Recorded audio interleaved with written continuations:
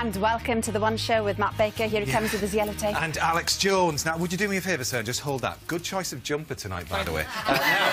We're in the middle of a crime scene right here. It's a case that we are hoping to crack by the end of tonight's programme, and it's amazing that we're talking forensics tonight. Such a coincidence. Well, this is the thing, because tomorrow night's script has been stolen. So we will be, as Matt said, I know. Unbelievable. What will we do? Who wants it? More to the point.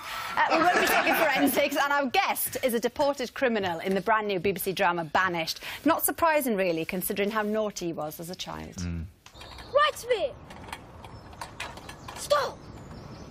Miss Farmer!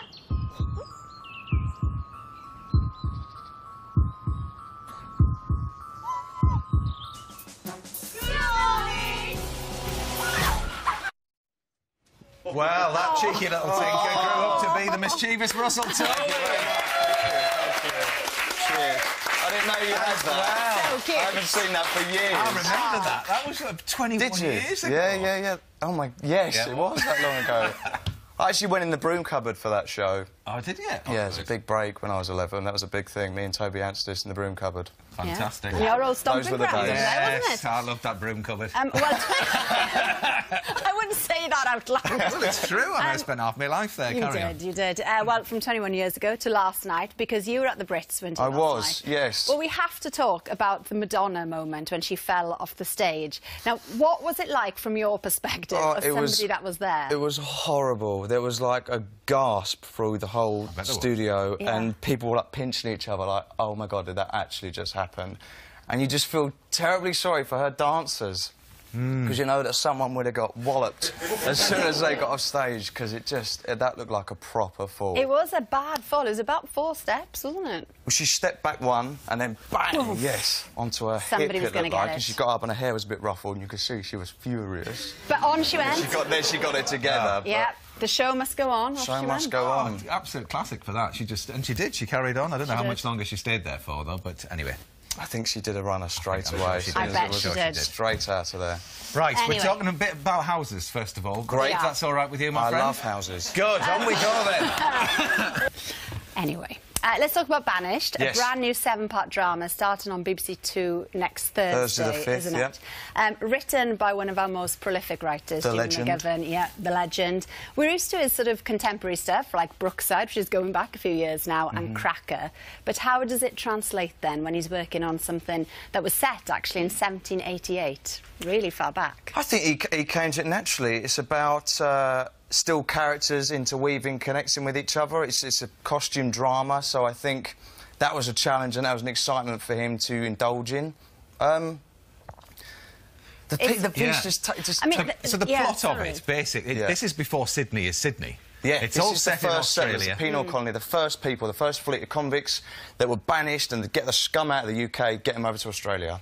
But what he's done, he's really concentrated on the characters, hasn't he? Because in the first episode, which is all we've seen so far, the characters are really strong, and there's sort of a love triangle. So even though it's set in 1788, he's brought it right up to date, and they're people you can empathise with straight away. Well, I think that's the beautiful thing about Jimmy's writing, is that he allows characters to explore each other and connect with each other. It isn't all plot-based. It's about letting the audience kind of fall in love with people and letting them interact with each other. And that's why Jimmy's writing is so kind of special and important, and that's why this show feels so brilliant, even though I'm allowed to say that. I absolutely love it. Definitely. And it's raw, it's real, and things are very tough right from the start. I'm going to apologise for cutting this clip short already, but have a look at this for a teaser.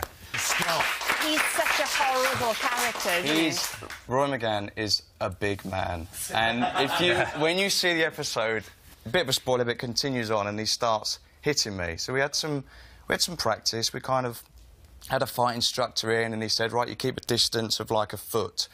But we got carried away.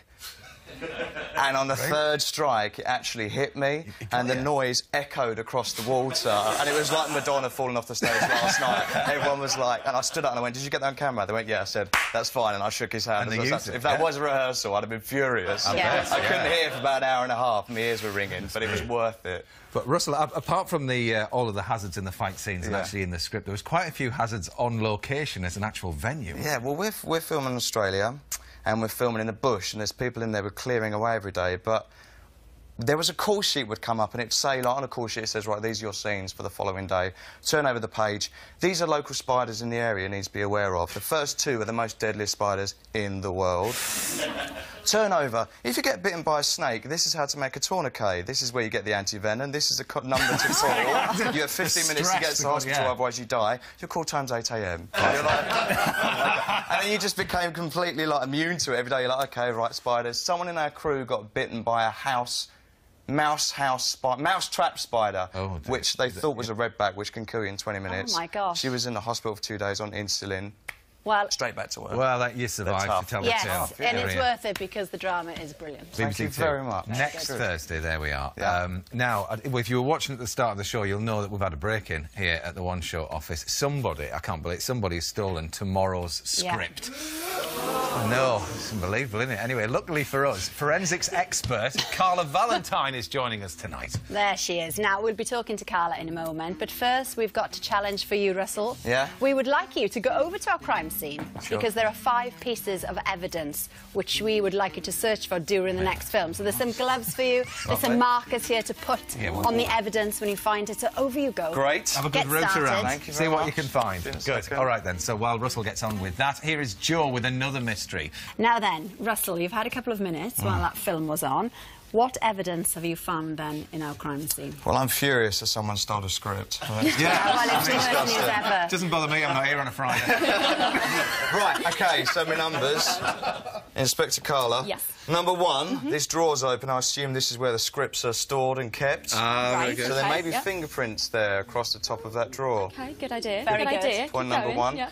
There's paper on the floor, which shows disturbance, but there's also a footprint over here, which could be... A footprint? Oh, no, yes. No. Footprint. And there's some mud there, Carla. Ah, so you've done actually really, really well. Thank you. So you found, well, you mentioned fingerprints, Yes. but you didn't find the right ones. Oh. We've got a bottle just here, which is nice and easy for you to find. And people sort of don't really know that you can use sweat from fingerprints and get DNA. So you don't just identify with the fingerprints. So the criminal was drinking while he was stealing the script. Absolutely. Very casual criminal. Gosh, Yes, very well, I think relaxed. because number 5, there's actually a chewing gum under the desk. Chewing gum. Very casual. The chewing gum is a very good find. Odontology or dentistry in forensics is one of the oldest techniques, so you can compare somebody's teeth to the bite mark in the chewing gum. But again, you can also use the saliva for DNA.